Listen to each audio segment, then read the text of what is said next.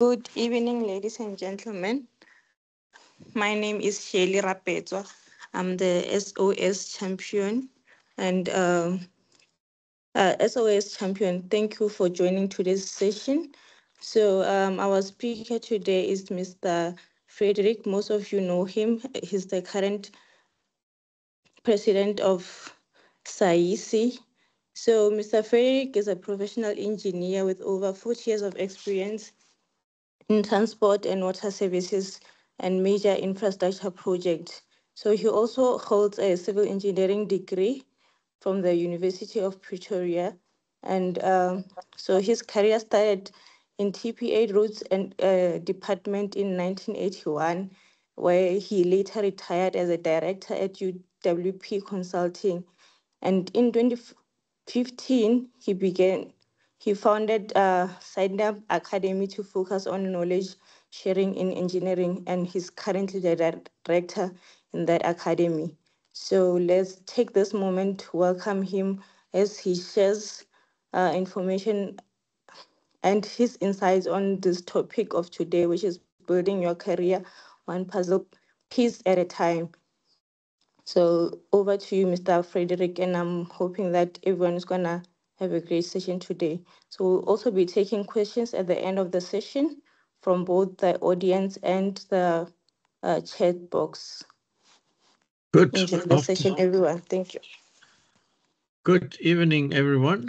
I see we have a good crowd here of young people really interested in building their career, as the the title is showing there.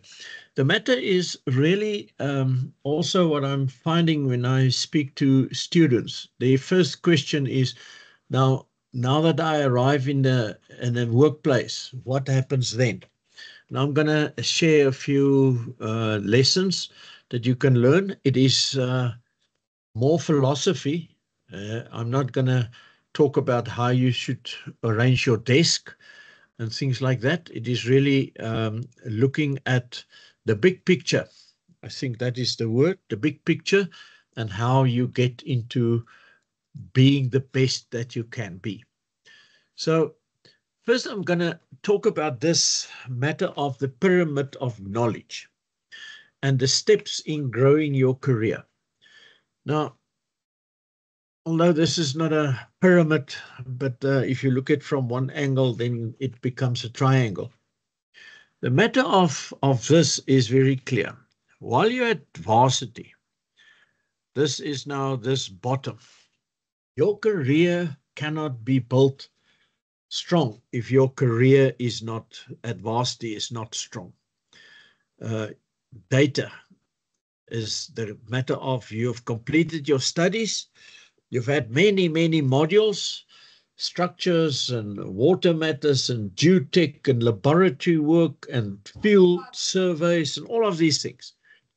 But you're not necessarily sure where all of this fit in and how to apply it in a project. So that is the first level. So the point here is you must be the best that you can be at varsity, so that when you get into the workplace, which is the next level, is you have a position as a graduate and you're getting exposed to the project environment. You're going to have all of a sudden work in a team environment. You're going to work under more pressure because time is money. You need to perform at your best all the time, and you need to do appropriate work. First time. What I found over my career is that I have a saying, we have never time to do it right the first time, but we all have time to do it the second time right. Now, rather go slow and make sure that you are really doing the best and get exposed in the project environment. Now, all of those is really out of varsity into the workplace environment. But to grow your career, you really need to become a professional. Now, to become a professional, you need to do all the matters that's required by Engineering Council of South Africa. And in the old days, they said you can register within 3 years. We are experiencing now that it is not happening easily less than 5 years. And sometimes, and it's probably, I think it's more on the average, it's about 6 years to become a professional. But that is, the time is not that important. Is the important matter is that you become a professional. Then, once you're a professional, that doesn't mean that you have now learned everything. You may become an expert in one or more fields in engineering. Now, you may have heard in the introduction that I know a bit of roads, I know a bit of water, but before I registered professionally, I've designed a 3-span bridge that's at an angle over a river. I've built 7 bridges. I've designed roads. I've constructed roads. So you become more and more exposed to more elements of engineering. And very early in my career, I was pulled into government as a consultant, as an example, where I had to guide the government department or departments where I've provided support and guidance in matters that we don't get taught at varsity. Now, this is this matter at the top. When you have wisdom, you become an expert and you can learn from the one field and apply that lessons into another. So that is an important lesson, number one. But now I'm going to just draw a line here in the middle to say that everything below this line deals with the past. You agree? You will see that you completed your varsity studies. That's history. You have started a new project, work in a company or a government department or SOE or contractor, and that is where you are.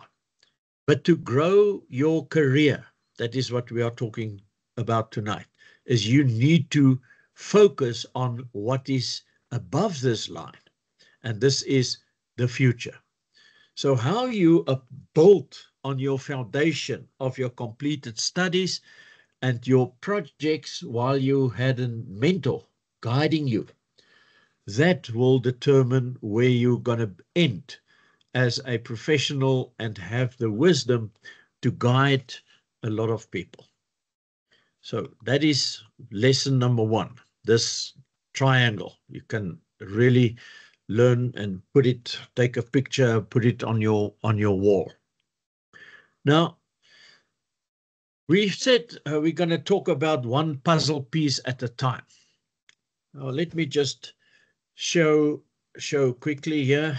So sometimes this thing is playing parts with me.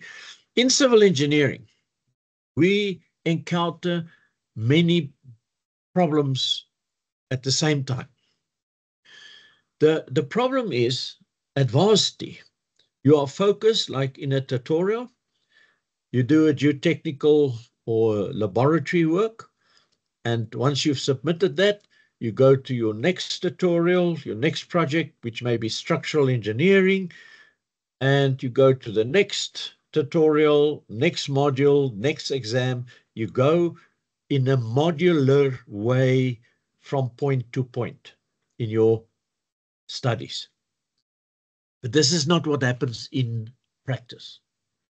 You need to apply all the various lessons from the one to the other. And that is why we have developed the principle of the puzzle. By framing these challenges as puzzles. And remember, puzzles have a number of pieces. And the emphasis shifts then from just memorizing what you have learned, memorizing of facts, but you need to develop problem-solving experience. Now, problem-solving experience is a simple, another recipe. First, you need to collect the data, you need to analyze it, and then find what is the problem. Then you need to evaluate or propose a solution. But that solution may have a number of options, alternatives, and you need to compare it. But how do you do that? Normally in Varsity, they give you a project to design a beam, design a pipeline, things like that, that you have the basic building blocks. So puzzles require you to do critical thinking, logical reasoning. Now, here are keywords. Always this critical thinking and logical reason. You need to ask yourself always, why do I do this project? Why should we complete it in a month? Why should we do it for this amount of money? Why do I need to work with all of these 10 people in the same team? Very limited time. It's not the same as what we have been taught at Varsity. So in Grow Your Career aligns with this idea that it is not passive learning. So passive learning is you get a tutorial, you keep on doing, and you have different options, different questions, different variables. But that doesn't help you to think in this way of unconsciously knowing what to do. I'm going to share a bit of that term about unconsciousness. But you need to be able to do hands-on and problem solving. Hands-on problem solving. You can't say, well, I need to first go and check on all of my textbooks, and page 222, there's an example. You need to have all of this knowledge in your head. Now, for continuous learning, this puzzle concept helps us to master how we think. It's an evolving way of thinking to help us think like a real civil engineer on a project. Now, how does this apply in our career growth? We've developed this graph, diagram, that says right at the bottom here, you have now your secondary education, and that is that line at that basis of the triangle or pyramid that we've had in the first slide. You have your degree. Then you do work. You have an appointment. You work. That is a second level. But you can see this part of the diagram is, if this is round about 6 years after you graduated, I'm now very close to 70 years, and I'm now reaching that level at the top. So this means that if you now, this is more than 40 years that you need to perform in that level, at that level. You can't stay at this level of only having a degree. You owe it to yourself, and you owe it to society. Why do we owe it to society? Because civil engineering is the backbone of economy. And the economy cannot grow. And if the economy cannot grow without infrastructure, then society cannot grow. Therefore, you need to register at some stage. Firstly, as a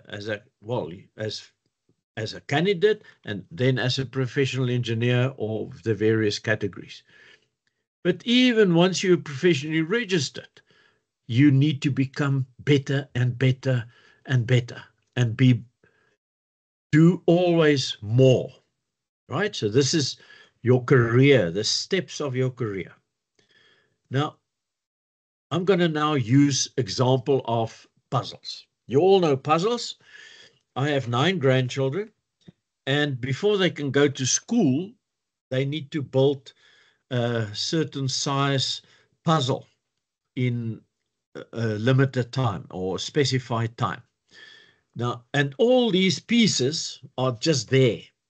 And exactly as it is here,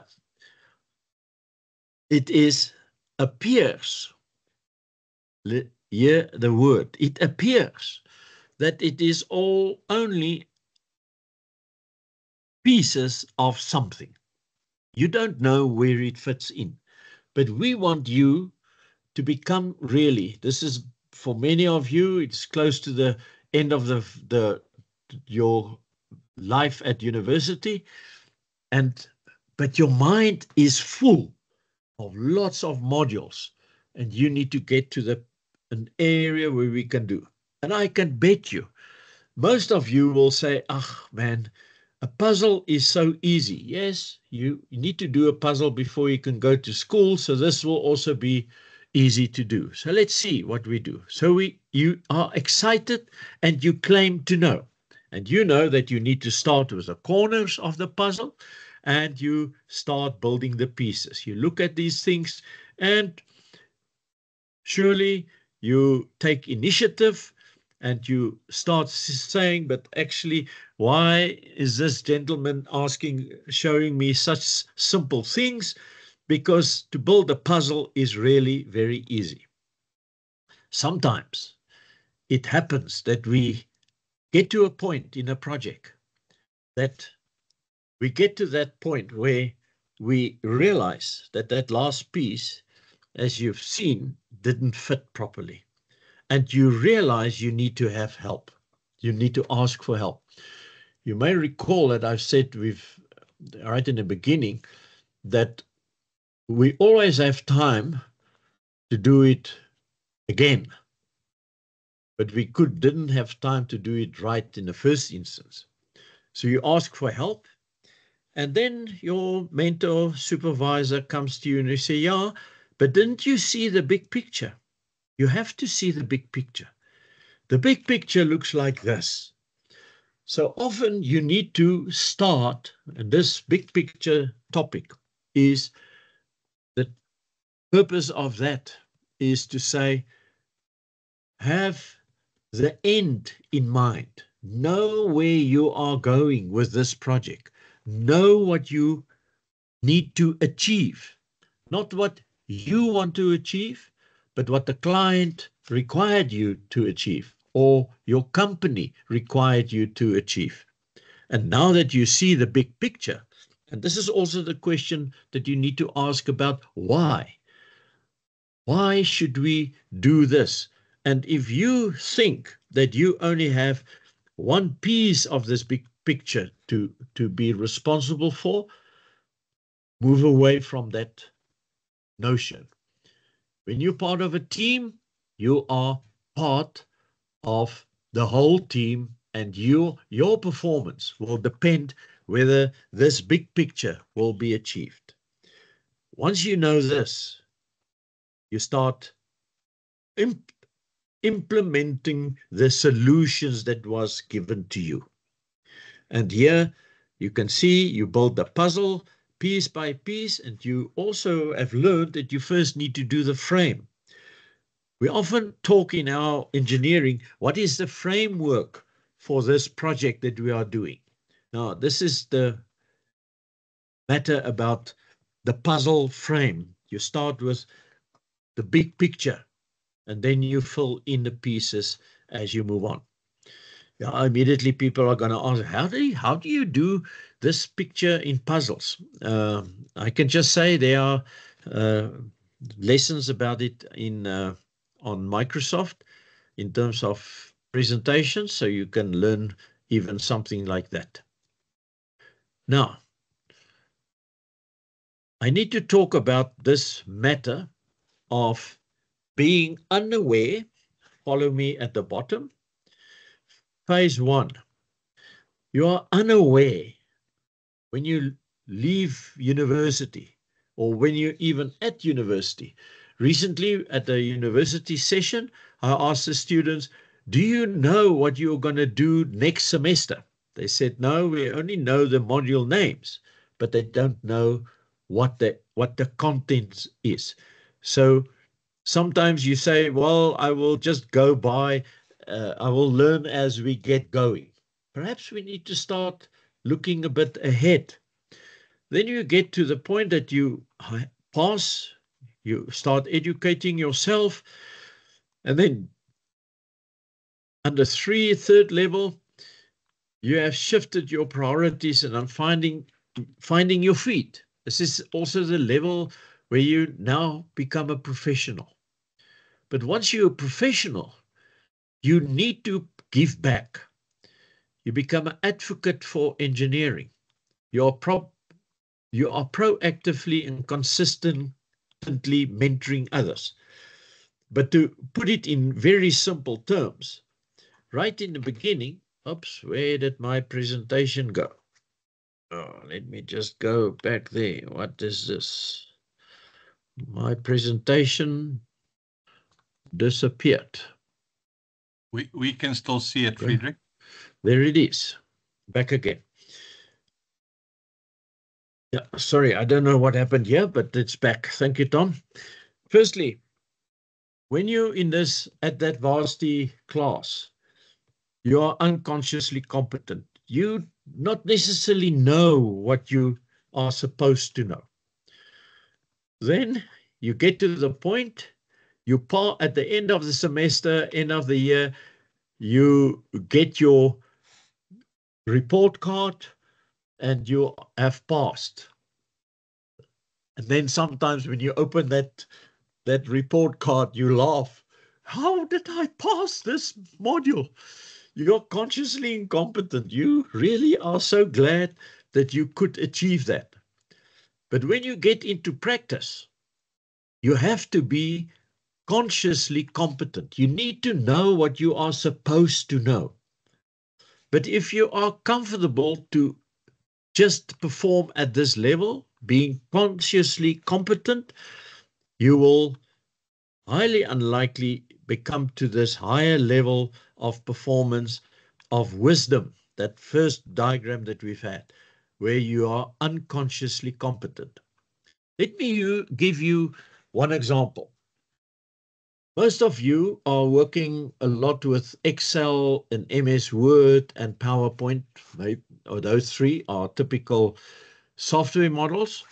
And right in the beginning, when you need to do difficult calculations in Excel, you don't know, you go and ask people, and ultimately you can do that. But you still don't necessarily get to the level of unconsciously competent. My problem often is, if people ask me, how do you do this, that what you are showing me under this level of unconsciously competent, I need to be very careful how I tell people how they should do it. Because I'm doing it so out of natural habit. It is like getting up in the morning. Nobody asks you, how do you get out of the bed? You just get out.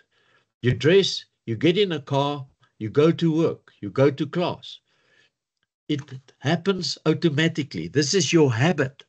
Now, we as engineering fraternity should always perform under this level of unconsciously competent. We should know what we are knowing and doing, that knowledge, be able to apply it across disciplines. Now, when I say disciplines, it even need to say, how did you apply your knowledge while designing bridges when you designed asset management systems? You follow.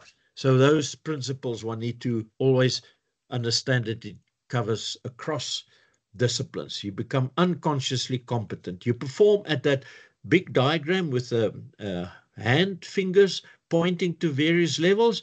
You must be able to grow your career to become unconsciously competent. You must become a leader. And a leader is not the president of SAICI. A leader, as an example, that title. A leader is someone who can guide people to become more than what they were before. they've been exposed to you and your environment. So take a picture of this slide as well and frame it, hang it up. Recently, I had a problem with my car service. And why is all sort of things happening with me? All right, there it is again. Funny things happening to me. I gave, and the service was not good. I didn't go back and fight with the service manager. Firstly, I took that first diagram of data, information, knowledge, wisdom, that diagram with me, and I've explained to him that it's no use that we talk about matters of the past. We have to talk about matters of the future. How will I be assured that you are not going to do the same when I arrive here again? And then after he understood that, I gave him about 2 weeks, and then I phoned him. Yes, I do funny things. I phoned the garage, the service manager, and I said, I want to have a cup of tea with you to tell me how you are winning with your staff about that knowledge prism or dime or pyramid. And then I gave him this diagram. What was very interesting, he framed both of these pictures, this triangle and this one, and he put it up in a workshop. And he said to them, whenever there's something wrong, he goes back to these two diagrams, the first one and this one, and he then talked through the problem with his staff. And he told me the other day, he called me.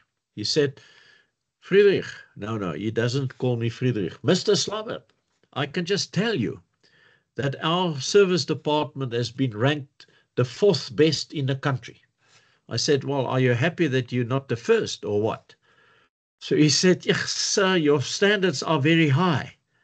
But that is what we should aim for, to be the best that we can be.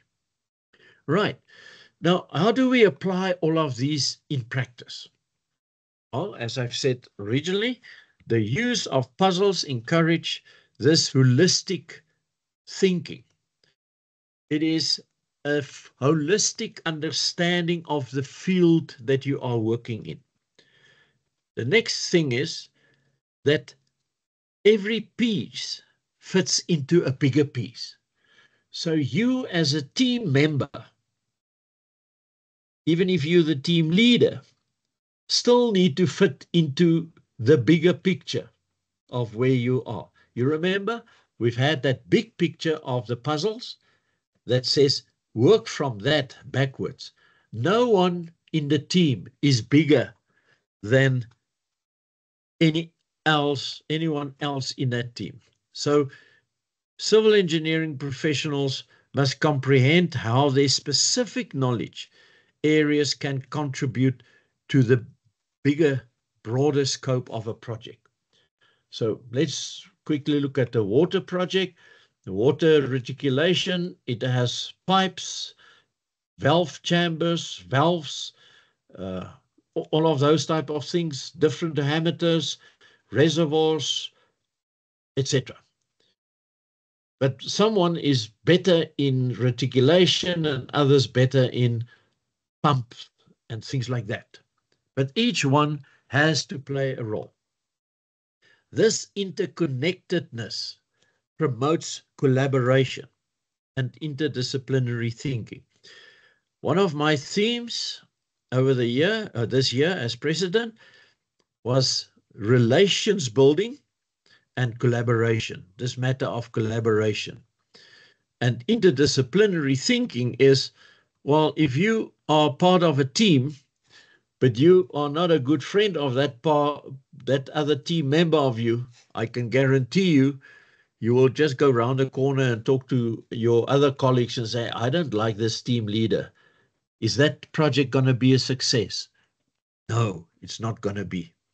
So therefore, the application of a puzzle, as in this metaphor that we are using, describes the knowledge and skill areas in civil engineering to offer a powerful perspective for nurturing expertise. We will now unpack a few examples to illustrate that structural engineering, now you can immediately think, structural engineering to design a bridge that is at the angle over a river is not the same as a double-story house.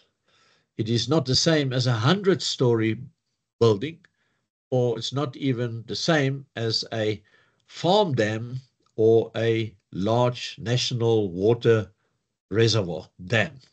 So you can understand immediately. So structures is not just structures and all of these knowledge areas. We need to really understand where they fit in. So we need to embrace that when we're in the work environment, that we need to be very sure that we can contribute through our thinking to become really a good professional, but you must realize that if it was working in the past, it doesn't mean that it is going to work in the future. Another saying of mine is, one size does not fit all.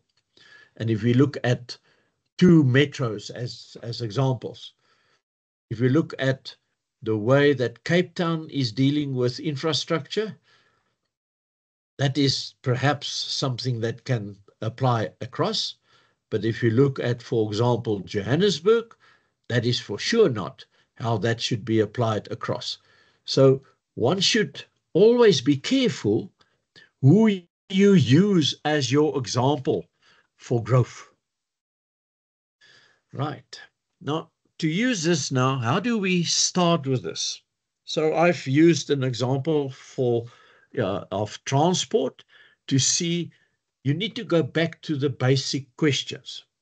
Now, the definition of transport is infrastructure, is roads, and taxi ranks and stations and services, public transport, to move people and goods from A to B, from home to the factory, or from home to the work, or even from the market to the harbor, or from the farm to the market, or from the mine to the export facility. Now, the moment you start looking at this, the knowledge to design a interchange is a bit different to the knowledge to design a taxi rank. And services, the movement of freight and the movement of people are not the same. But transport deals with infrastructure, all of these, and services like moving goods and people from one point to the other. That's as basic it can be. So now we can go and look at the number of things. So what we've done about in 2023, we've developed a guideline document, Grow Your Career, Become an Expert. So grow an expert. And we've developed, I think it was something like 66 different fields of expertise in civil engineering.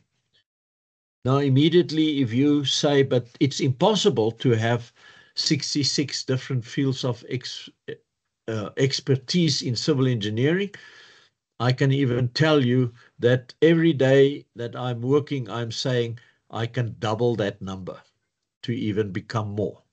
Because to design a rural road, gravel road, requires total different knowledge than to design a freeway. But we often approach it in the same way.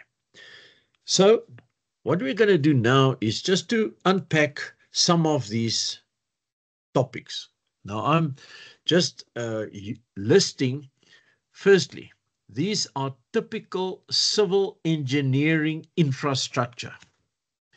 So I'm not going to now ask that you pick one of these. What is interesting, when I visited the universities, and I've done all 19 by now, I finished all of the visits, I asked them, what are you going to what is your favorite subject? And I all said structural engineering. There was one guy that said, no, he likes transport. Now, let us not debate that at the moment, but structural engineering is a very protective environment, if I can say that. Transport engineering, you need to engage a lot with the people who are going to use the structure and how they are going to use it. But let us look at a typical structural engineering puzzle. But you can see these are typical infrastructure development and services and this is more like modules, geometric design, pavement design of public transport. But even in public transport, you need to have some of pavement design and geometric design and transport planning. So very few of these, in any case, are isolated. You remember our discussion earlier that related to the interconnectedness. For example, if you need to build an interchange, you still need to have structural engineering knowledge. But that structural engineer has to live very close to the geometric design engineer. But let's now just look at structural engineering. What is required to do that? So we start with that. Structural engineering expert. To grow your career, to become an expert, what do you need as a minimum? So number one, you need to decide, are we looking at buildings? Or are we looking at bridges? Or looking at dams? Or looking at retaining walls, towers and pylons on Eskom? How do we consider flood control? Now, you know, I'm pausing the puzzle, unpacking here a lot. Many people are asking me in my visits, but what are we doing about climate change? Now, if we design appropriately, then I don't think we need to worry about climate change. Many of the troubles that we encountered over the last few years in South Africa related to floods and washing away of roads happened because of poor maintenance. The culverts aren't clean, the pipelines are blocked, lots of debris, people throwing stuff out of the windows when they're driving, the verges are overgrown, so the water runs down the road, and that's not how the road was designed. So this matter of flood control is not only at dams, but we need to can you see how each of these blocks need to unpack? That become really a specialist field in itself. But then you cannot do dams and bridges and buildings without geotechnical investigations. And often you need to expand on a very old bridge or old building. There at the V&A waterfront in Cape Town, there's a history and heritage considerations. How do you deal with it in structural engineering? But also you always need to consider the risk assessment and safety aspects. Now, here is a specialist field, earthquake and seismic assessments. In South Africa, we don't have much of this, but I think we need to, if we want to work on these type of fields abroad, then we need to really acquaint ourselves with this knowledge that we need to obtain. But basic elements still remain. We need to understand loading and bending moments in our industrial facilities. How should it perform? Big spans, high-rise buildings, big openings, and understand the performance of each structural element. Now, the foundations and the load bearing are very closely related to the geotech and how that should be considered together. but then in all of these matters of structural engineering, we need to consider environmental considerations. So now if any structural engineer said to me, I am not going to, that is someone else's job. Well, if the structural engineer does not understand the requirements of the environmental engineer, that environmental engineer can sell him anything and he will believe that. So we need to be cross disciplines. I wouldn't say qualified, but at least have proper exposure. But that brings me back to the way we grow our careers. If we only want to do the same thing every day, well, you're not going to grow. But then we need to consider wind loads. I'm talking about these high wind power stations, building codes and standards and regulations. You need to know these things backwards.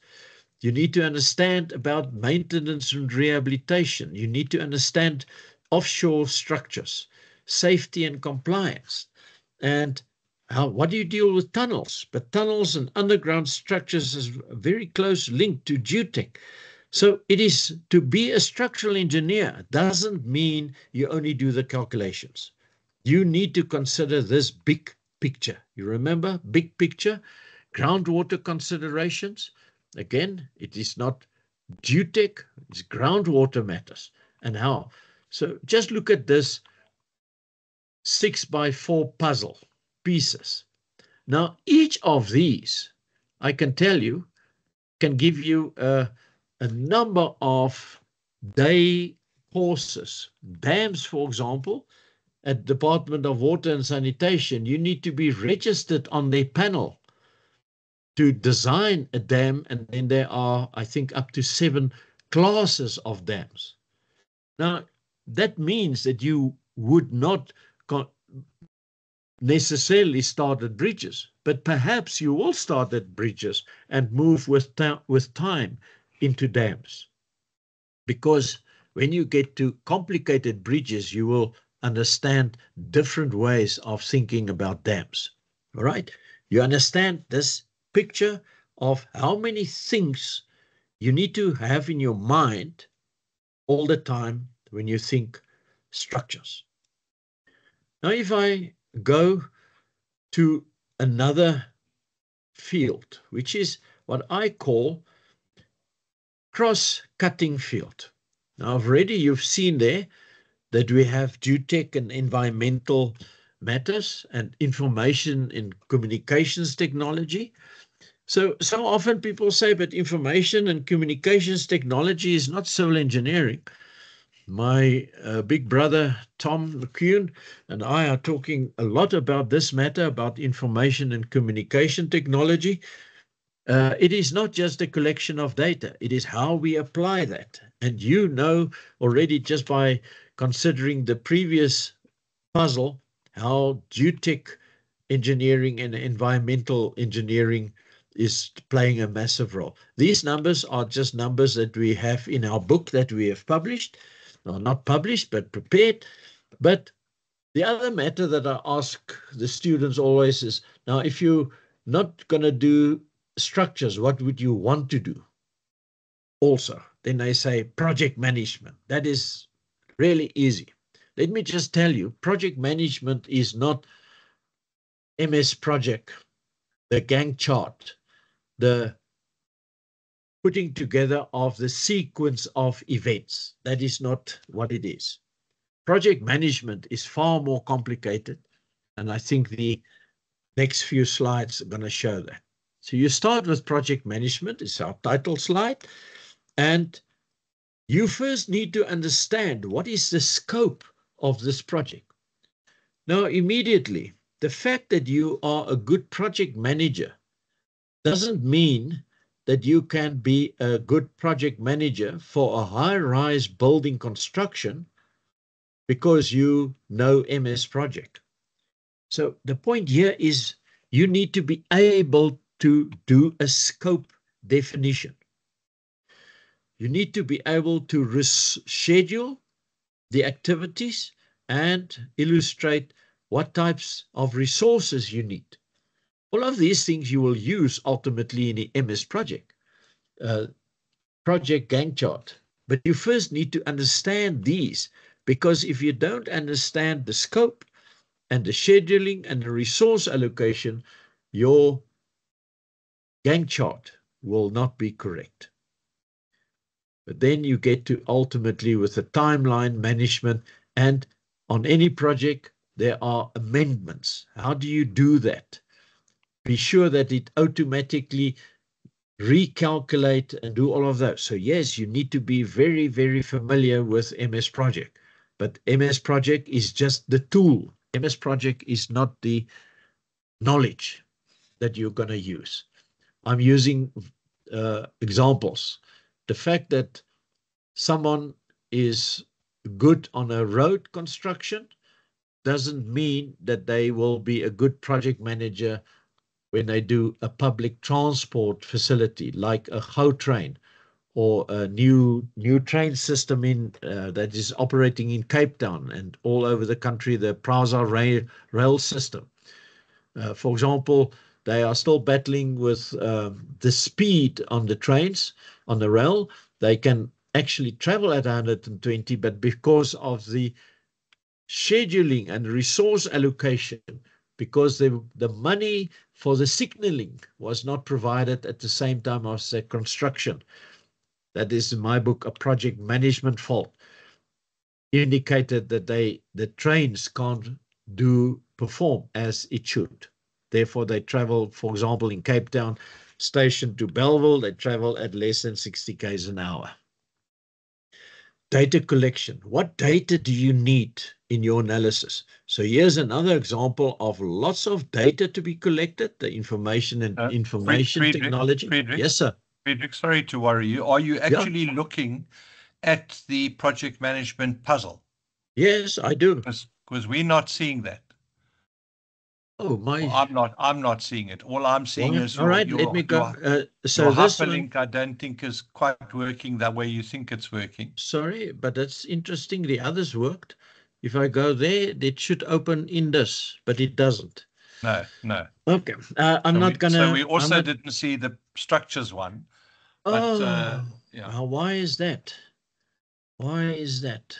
I know the puzzle is what actually gives the picture.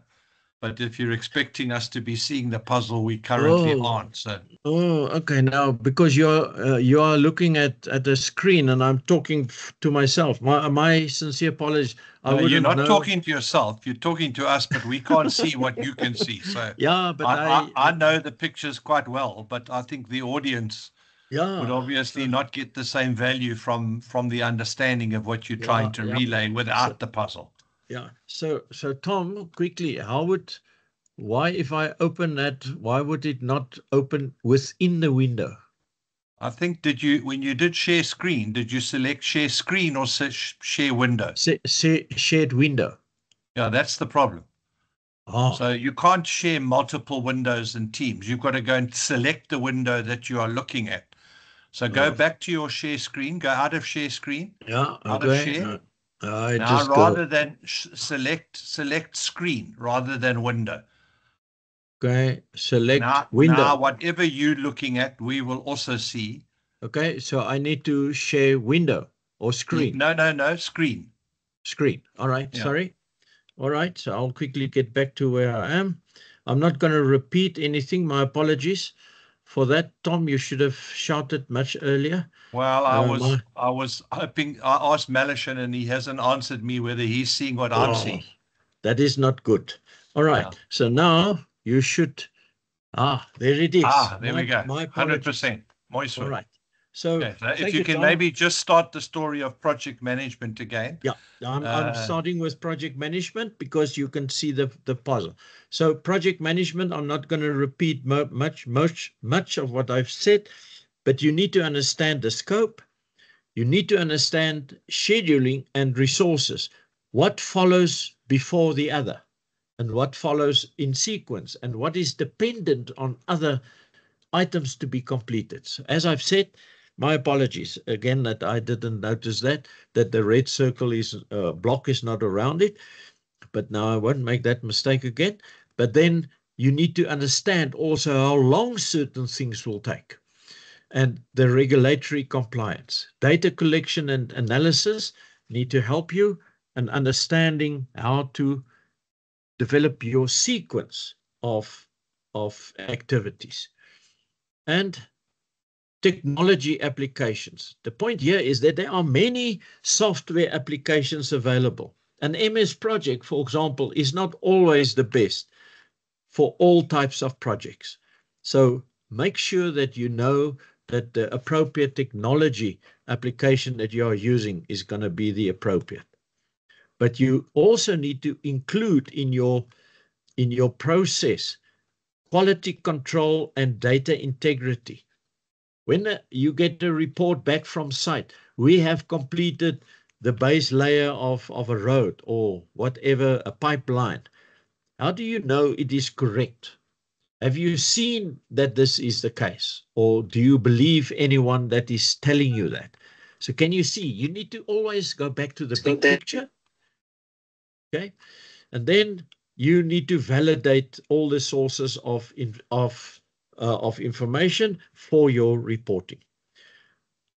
There are different management methodologies even in project management. I'm not going to unpack it in the document. We have that also available.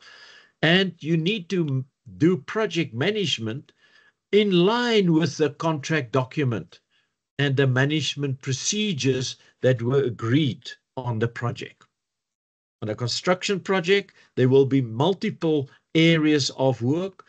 When you do a design, there will be multiple teams doing work, but they all need to engage with each other to deliver at the same time input or output, ultimately building the correct project deliverable.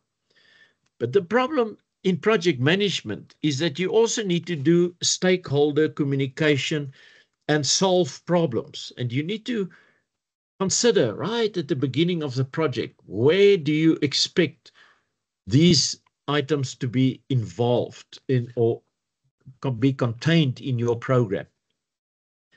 Because if you do not do that and you keep on working, and you never engage with the client and the client with the stakeholders, you may end, and then by the time you end with a project, they say, but that's not what we asked for.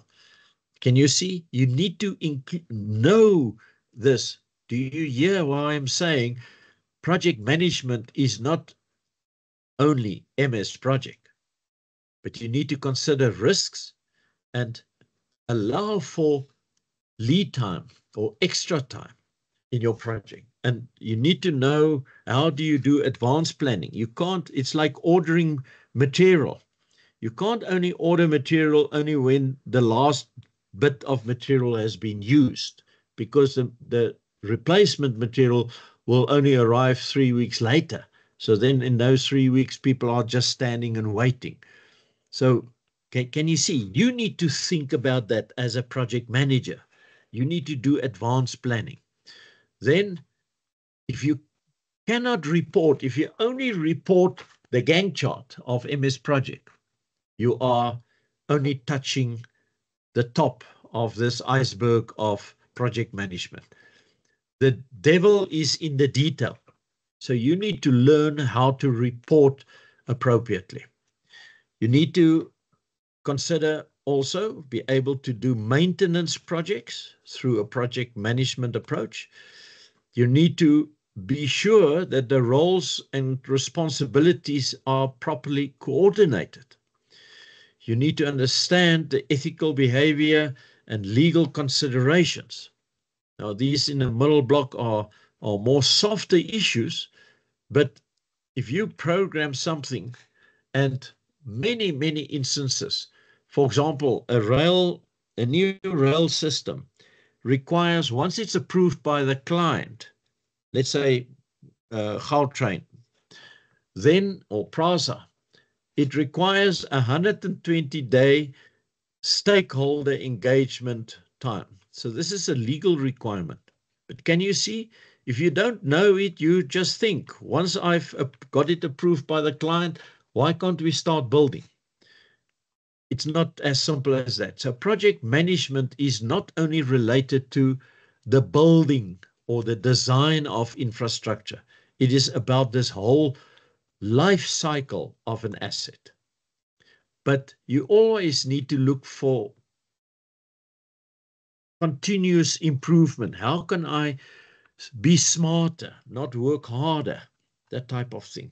Progress and findings and issues. How do you report? But that's linked to the report generation matter.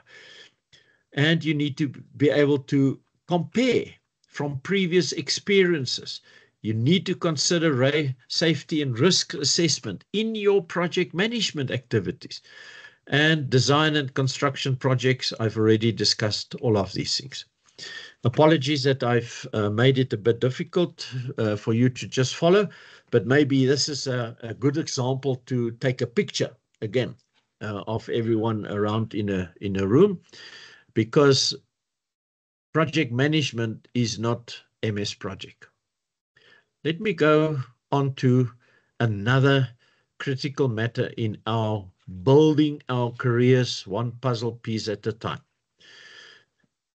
All these other ones you've seen in the previous slide, the whole matter of stakeholder engagement. You can see that there are many things that many of you have not necessarily been exposed to at Varsity. Financial considerations over the life cycle of a project, or integrated project, or public-private partnerships. SAICI has a number of webinars where we are talking specifically about public-private partnerships. But the one thing that I want at the very early stage, plant the seed at all of you young students entering the workplace soon, is the matter of asset management. Now, asset management is really what happens to the life of this fancy and fantastic engineering design that you've done. Well, number one, you need to consider the life cycle costing matters over the whole life of this asset. Now, in principle, just briefly, it contains 3 phases, at least the pre-feasibility study and financial matters, acquisition of funding, that's one phase, then the design, procurement and construction, and then the operation and maintenance, which I call the asset management part. Now, generally, that part is generally 90% of the project assets life cycle. But we spend very, very little time on asset management at Varsity. And when we start designing, we don't think how we are going to improve this or maintain this to ensure that this asset is going to serve in the way that it was supposed to be served. So asset management is a critical topic. One of the first articles I wrote in the beginning of the year, I've asked that government in particular need to start thinking fix first and build smart.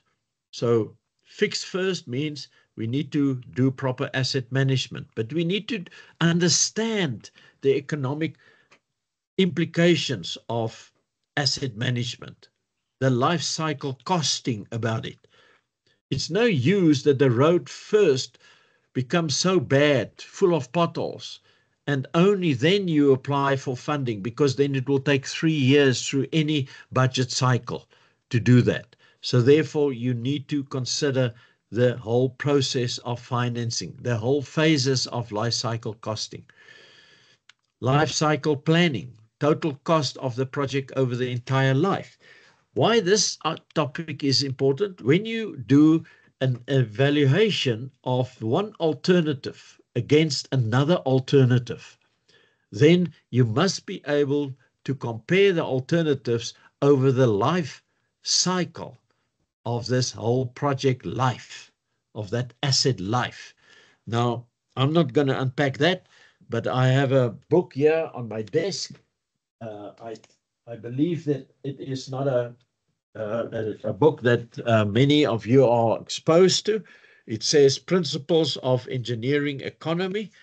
The book that I bought was 17 Rand and 45 cents, but it was bought in 1978.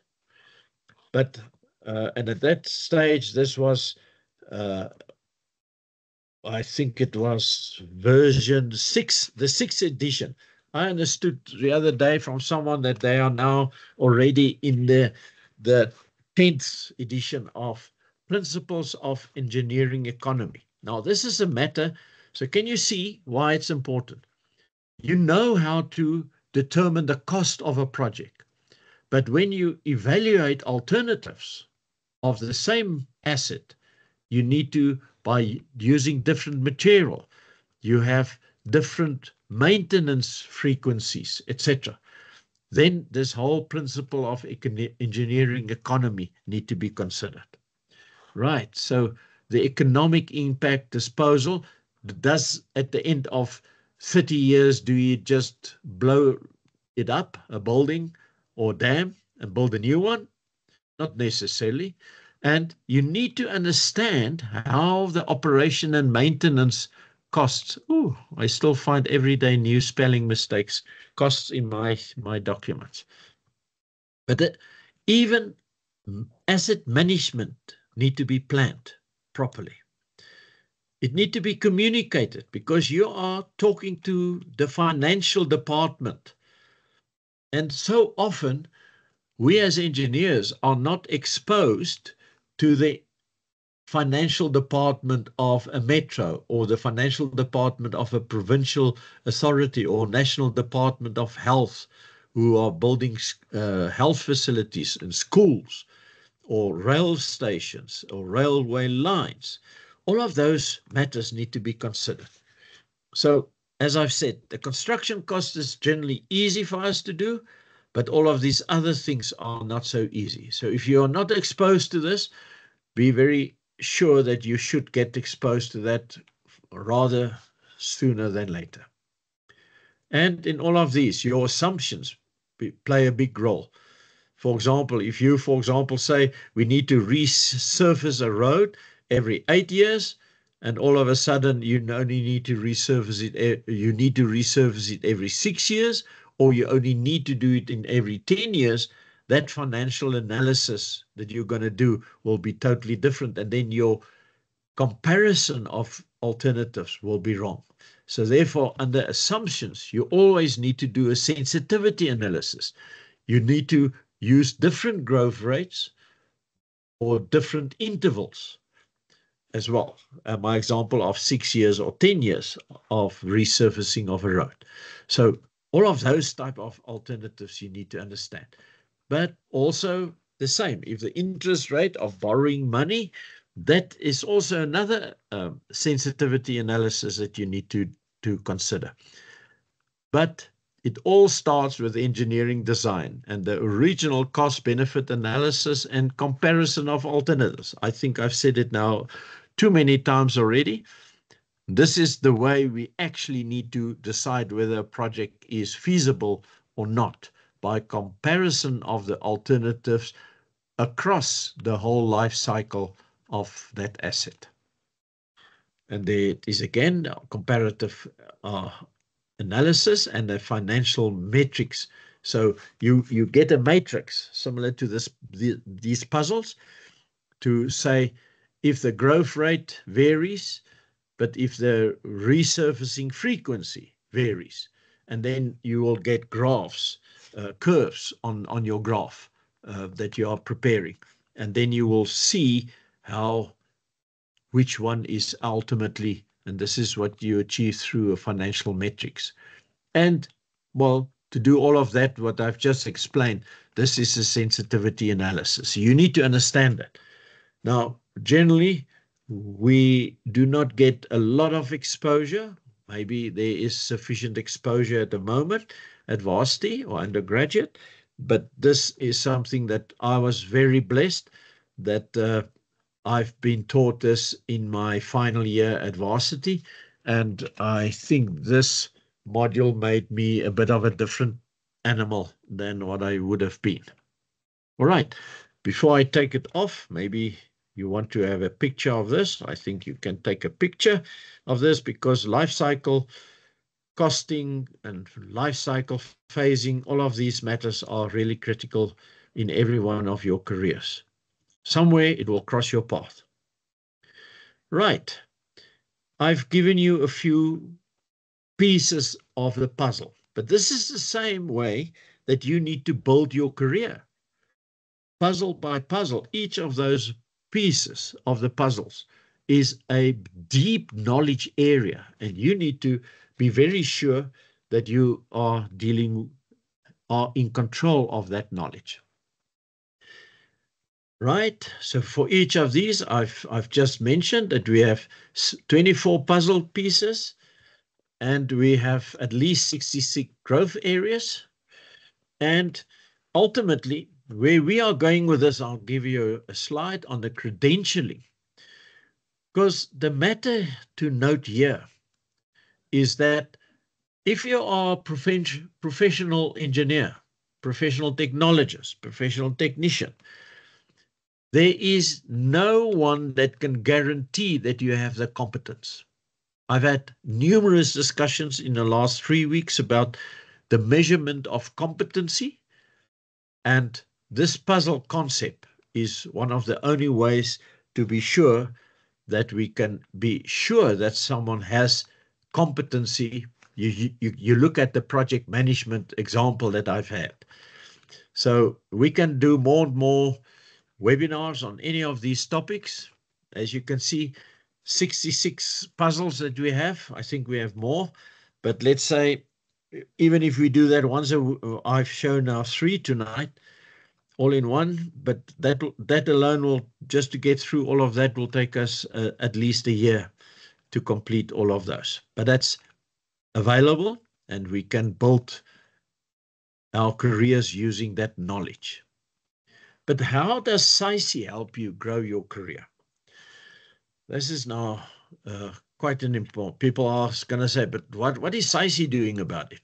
So firstly, I'm going to give you this diagram where SAICI as student chapters and students, you are all sitting here across the country, but under the education and training, support a university, grow a graduate, grow an expert. I've shared a lot of that. Support our students, SAICI Star even earlier. So all of these growing forward champions, and they are not living in silos as it's illustrated here. But this illustrates really where you can benefit. So by being exposed now to just the 3 puzzles that I have, you need to ask your mentor or your lecturers and in your teams or at your talks that you can have at student level. How can we have more discussions on this? At UJ, last year I had 2 different sessions, and when I shared the project management puzzle, there was a project manager of Sunroll in a meeting, and she said, Friedrich, I am not even doing half of what you are saying I should be able to do. So it illustrates that our puzzle story is real. It should be considered in practice. Now, in the upskilling, you immediately understand that bigger problem, that big picture. You need to see that. You need to understand that. You need to be able to know where it is. Then SAICI support, do a lot of support. We are going to have next week, Monday, another engagement with EXA about problems that we have identified. Tom is the head of the SAICI Academy, and he is doing a lot in terms of, well, tonight's session is part of that. How do we show you what is available? And you will see I'm nearly finished so that there's still time for a few questions. We support our students, Knowledge Trailblazer. There's the Masulelekane Mentorship Program, PDP, and SAICI Connect. All of these matters each of those can easily be another evening session, not as long as tonight, but helping you to grow your career. So the matter, just in terms of the EXA matter, is this matter of the identification of engineering work. You need to be very sure that the moment you become a professional, you will be required to be able to show how you are capable or how you have competency. And that is why we have this whole matter of credentialing. I'm not going to go much more into this document, but you need to understand that there is such a document. And this is now where conformity assessment really hits the ground. Does professional registration guarantees appropriate competency? The answer is no. Conformity assessment in the building environment ensures excellence. The definition of that is a step-by-step process that checks if a professional meet the required standards. And that is to be very sure that the skills and knowledge of professionals in South Africa are appropriate. Now, Tom, just between the two of us, this is probably a small slide that we need to, when we talk to other people as well about the conformity assessment, just between us. Then, in the regulatory landscape, we have the Engineering Council and we have the Council for the Built Environment. And we want to be sure that we have the assessment and certification standards. Now, why do I show you this? Just after the George building collapse, that was now nearly 18 months ago, when the results of the investigation came out about May, June this year, the Minister of Public Works and Infrastructure said to the Council of Built Environment, Council, you need to provide us with better regulations. But you can hear from this puzzle story that more regulations are not going to ensure that people have the appropriate knowledge or the appropriate competency. So that is why we have this puzzle story already. The interesting thing about it, I said it right at the beginning, we developed this in 2023. And now the industry is getting to understand why we need to have competency registration. Now, in a career path, this is what we've borrowed from the New Zealand industry of engineering, is here on this side you have the SAICI support our students. They are students. But once they're out of varsity, it's very similar to the life cycle of an asset. Your life is not just this part at varsity. Your life is much, much longer. More or less the same as my standard of 90% of the rest of your career sits in this part. So first you're a candidate, you need to become professionally registered, you grow a graduate, you become a professional. Remember that earlier diagram where we go up and up and up? But the moment you're a professional, you cannot just remain a professional, you need to become more.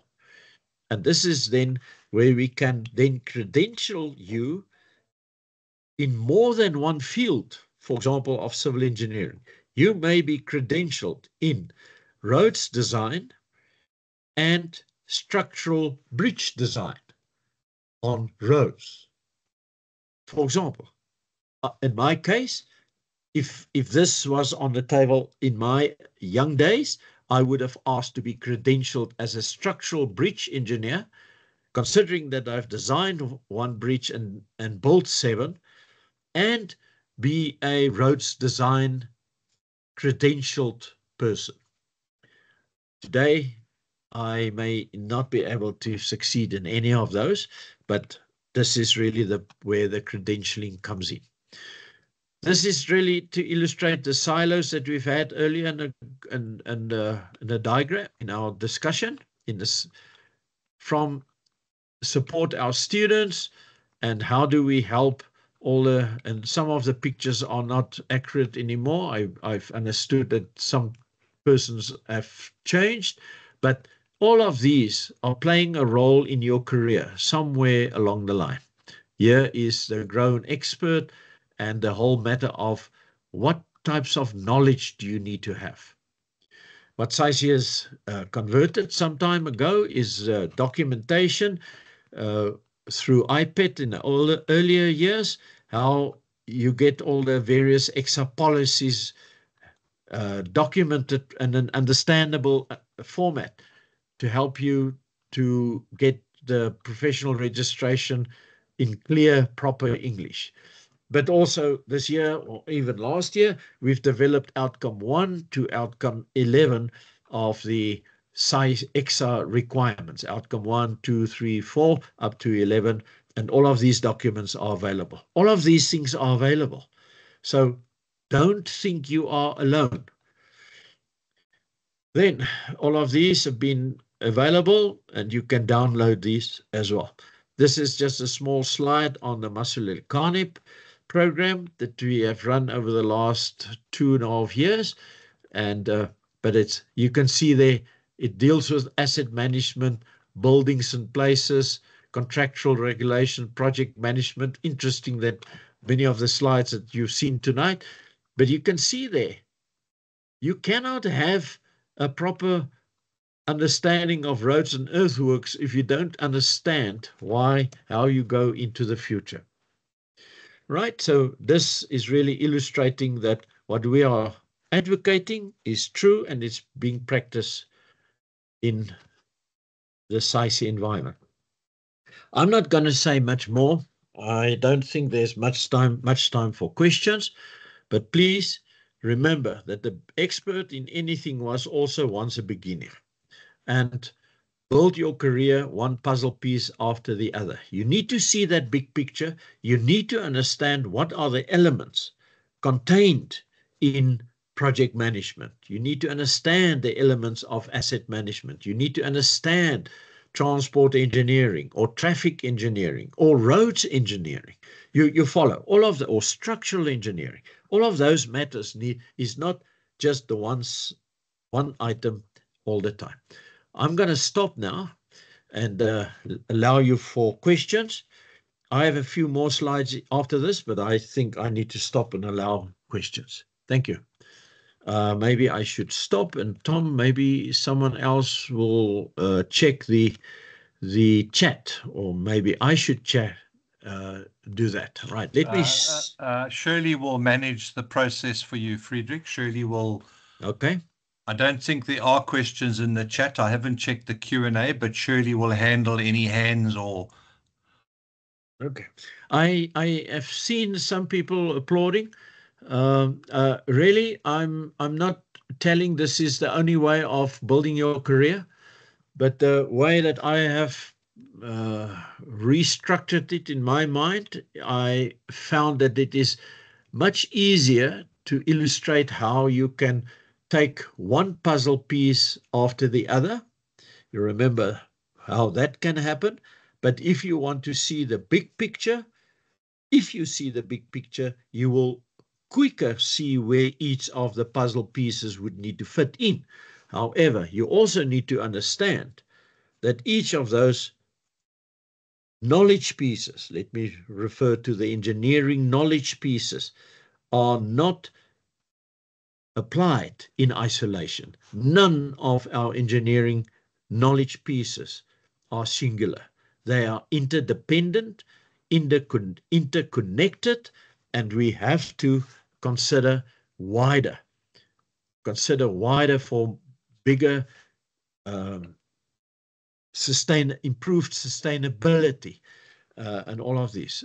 Thank you, Yonela, for the comments about the presentation. This is not new, but I'm glad that it is new to some of you. But as I've done previously, I've counted the puzzles. We have 1,370 puzzles, meaning we have at least 1,370 knowledge pieces in our civil engineering fraternity. But the more I think, the more I realize that this may only be let's say 50% of what is required. And you can see that one slide on structural engineering, you didn't see it. I've referred to earthquakes. Now, if you start talking about earthquakes, just imagine the depth of understanding that you need to have. So I've really tried to illustrate how you can build your career. But how you build your career starts with yourself. The other day, I had a question, I think it was at Durban University of Technology, who said, who will you appoint?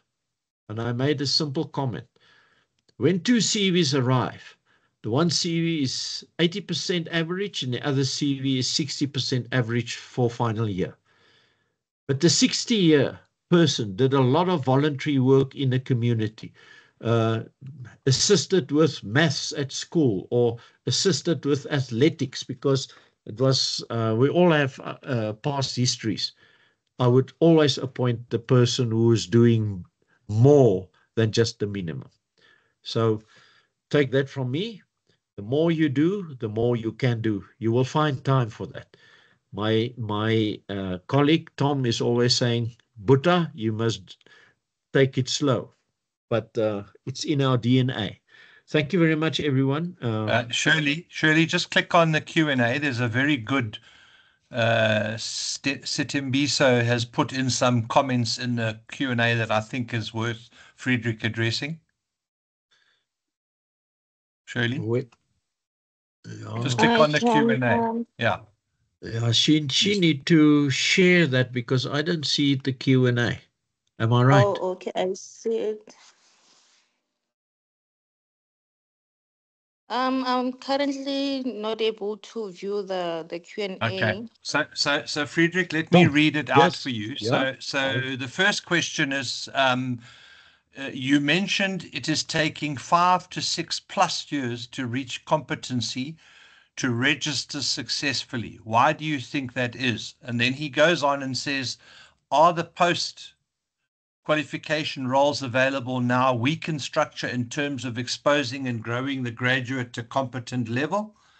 And he's asking that because I believe EXA's 3-year minimum is based on a calculated, measured timeline with a level of evidence, and perhaps this data is now outdated. So if you can, Yeah. Okay. There's I can 3 comment. different observations in there, Friedrich. Yeah. If you can try and wrap them up. First one is the 3 years versus the 5 to 6. The other one, can you just repeat those two? The other one is the other one is the reasoning. Is it potentially? And look, you and I know that that is the case. That the work and job opportunities are not creating the correct exposure. He's asking, is that partly the reason? Okay. So no formal structured workplace learning. Yeah, I have my reasoning for that.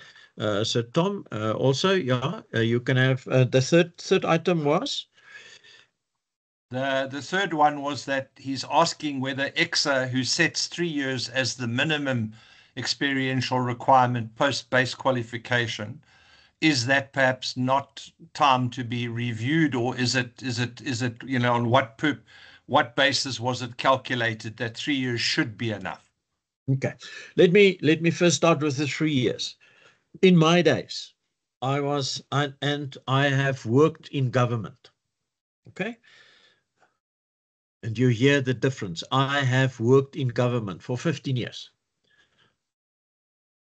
By the time I started after university, I could become a real professional because we had an accredited program of mentoring. But the first thing is that you need to remember that in those days, EXA didn't exist. The voluntary associations applied or provided the mentoring or the place of work. Let's rather be as simple as that. So then my program was as follows. I need to work for, can you believe it, 6 months in a soils laboratory, being a civil engineer, work for 6 months in a soils laboratory. Now, wow, how can you work for 6 months in a soils laboratory? Well, it is not only soils. It is concrete, it is bitumen, it is steel. So all of that, so you get a full hands-on on the material that you are testing and what the capabilities are. You understand the testing. Why? When you get to project management, you can't just say, give me the CBR results in 10 days. Because I know we get it undergraduate, but sometimes we forget. So you really get entrenched.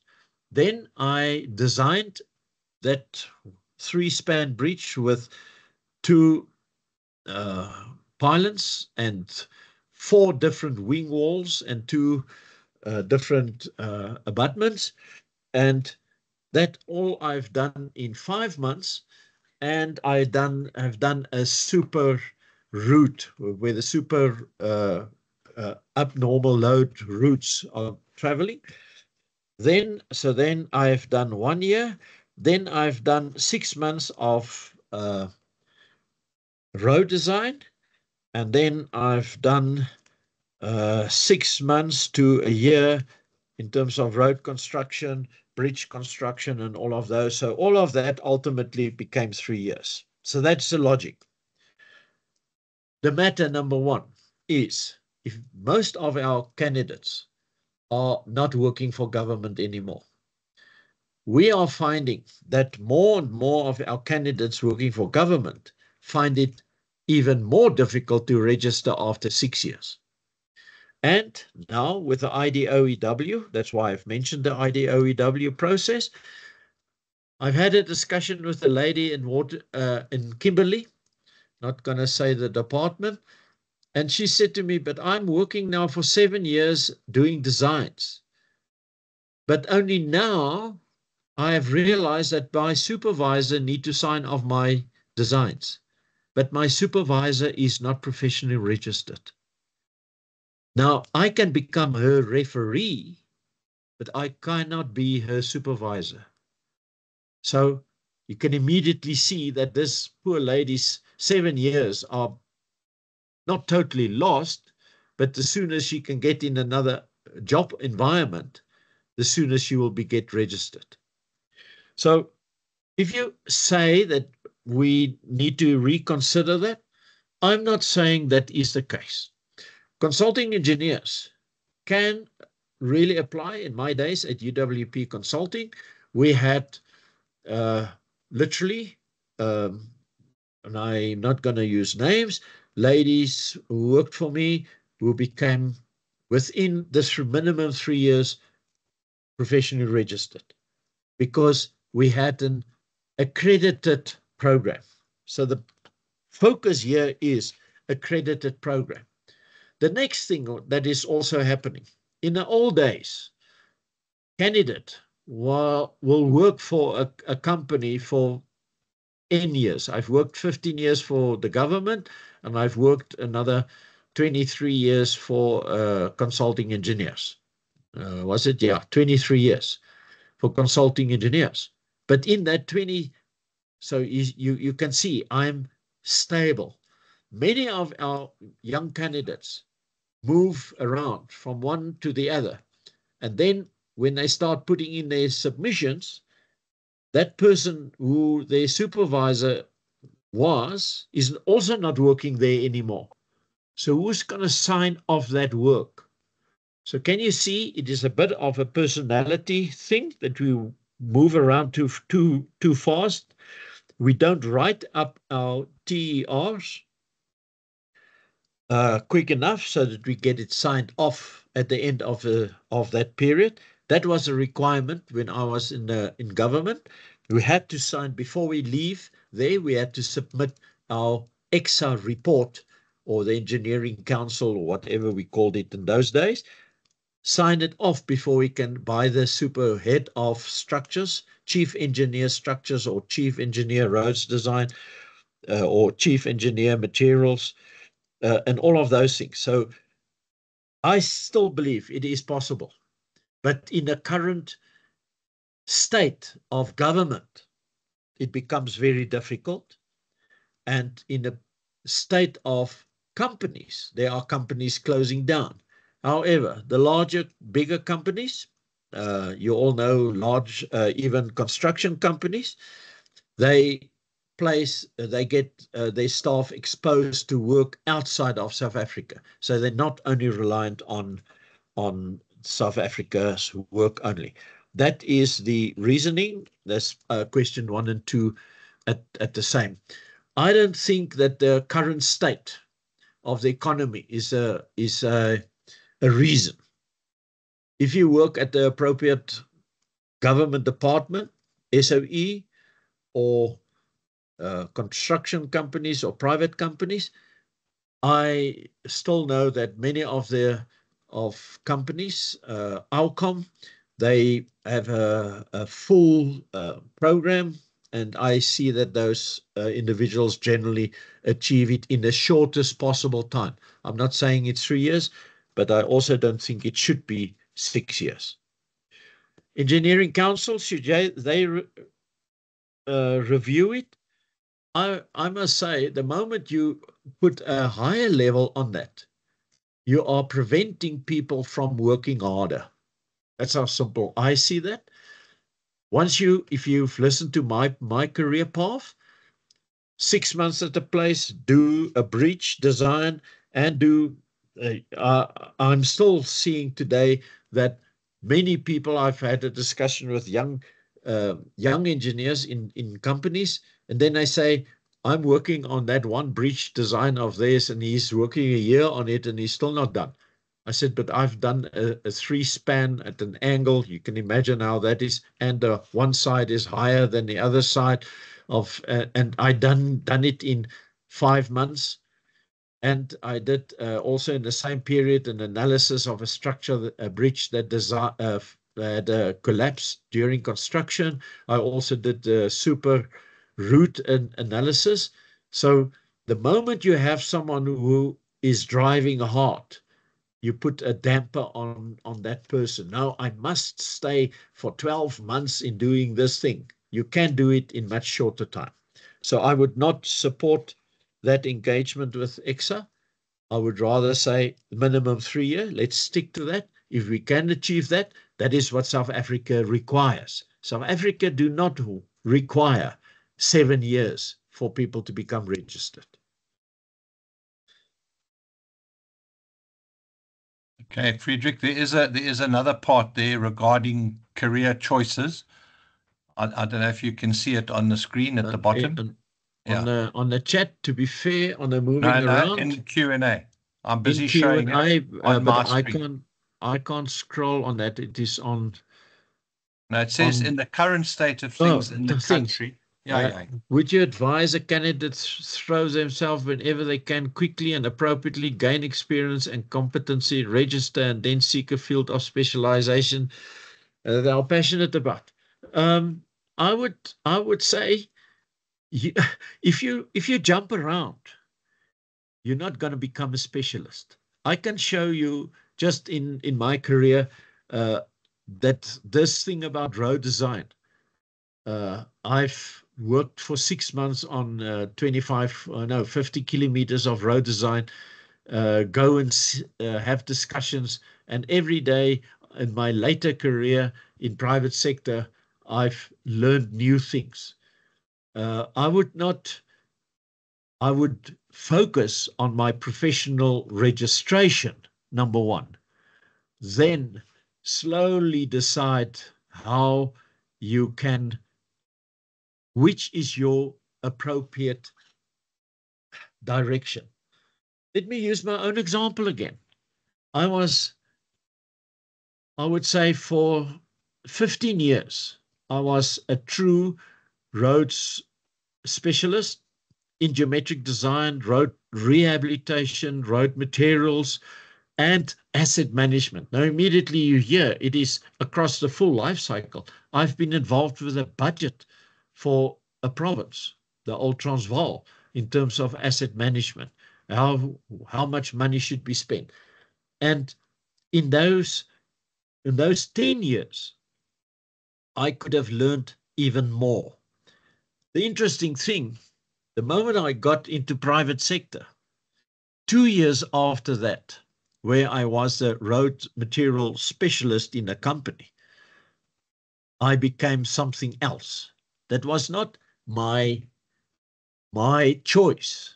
It was the requirement of the company to guide a government department in what they need to do.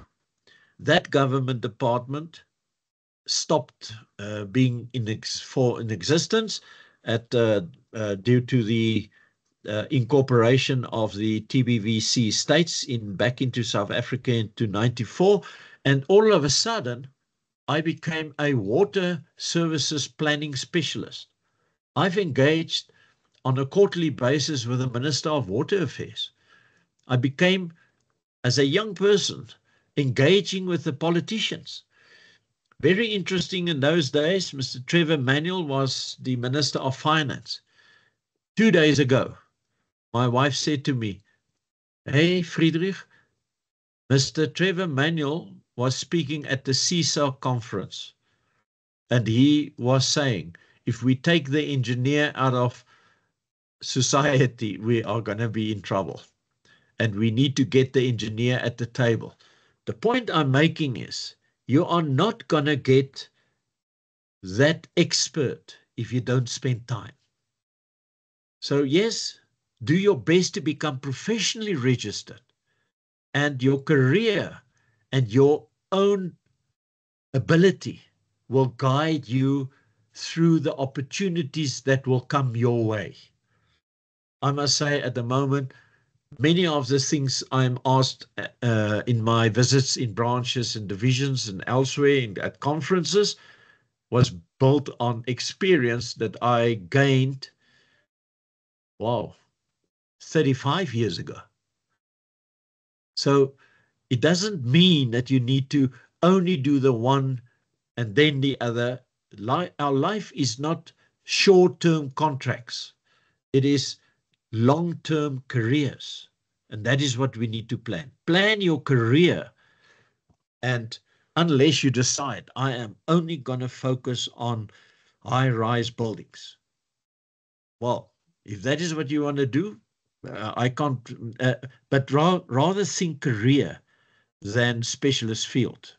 The career will come, the specialist field in that career may come to you. I must say at the moment, I'm a bit of an expert on a number of topics, just because of the way that the career took me. But many of the things were firsts done and not done before in the country. But you need to use your knowledge that you have as building blocks to build your career rather than just focusing on a field, because then you focus on only one work type. And if we're not going to build any more bridges because we're not building more roads, then you will run out of a job. You follow my poor example, but you will follow that. Okay.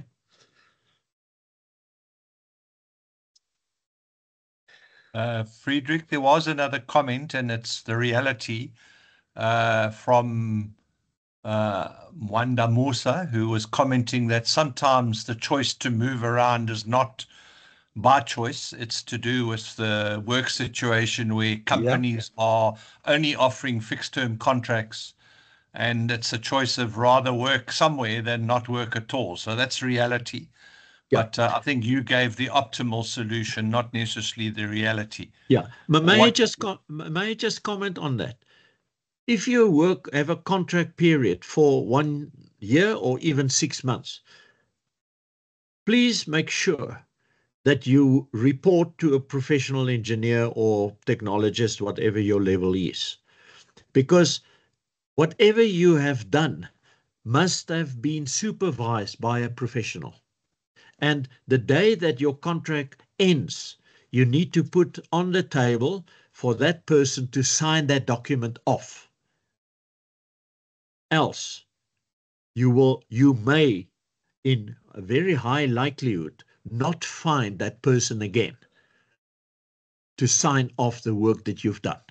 So please, I fully understand the current circumstances, but for every period that you've work under a professional, be sure that that professional signs your work off and that you complete your EXA requirement reports before you go to a new project under a new company, as an example.